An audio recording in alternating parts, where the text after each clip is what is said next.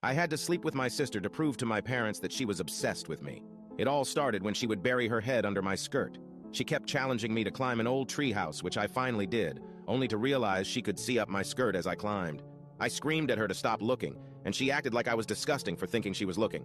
The whole situation was super weird, so I just let it go and never mentioned it again. A few months later, I caught her looking at my photos on my phone. Of course, a big fight happened, and my parents got involved. She told them she was trying to delete an ugly photo I had taken of her somehow. My parents saw it as if we were both in the wrong. I didn't have anything scandalous there, but it just felt so wrong for her to be looking at my photos. 2 years later, when we were moving to a new house, my sister and I found out we would be sharing the same bathroom. My sister acted annoyed, but I could see the smile on her face. She never knocked when I was in the shower.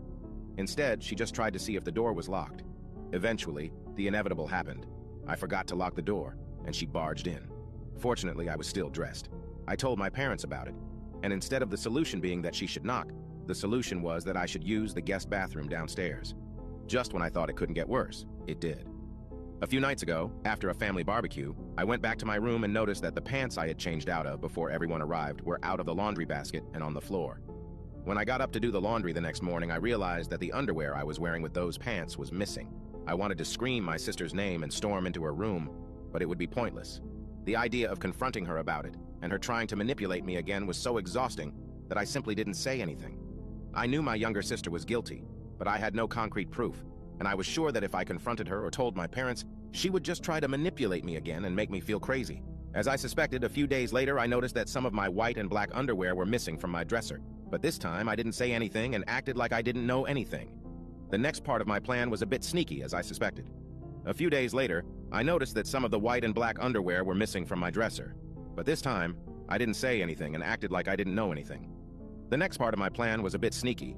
I was thinking about how to make her hit on me or something like that so I could record it and show my parents. So, I decided on something. My parents were going to another city for the wedding of 2 of their friends. That day would be perfect to put the plan into action, so the day arrived. I thought of all the ways to provoke her, and the most effective way I found was to pretend I was using the bathroom and stay inside wearing only the bottom of my bikini, waiting for her to barge in as she always did. As expected, she broke in through the door as usual, but I didn't expect the reaction she had. She stood there staring at me as if she wanted to pounce on me, like a wolf looks at its prey defensively, but at the same time with a scared expression. This time, I did it differently. I didn't scream. I didn't move away. I didn't make a scene. I just looked into her eyes with a tempting expression. I smiled and asked, "Do you like what you see?" She was startled again and said, "Of course, I've always hoped for this sight."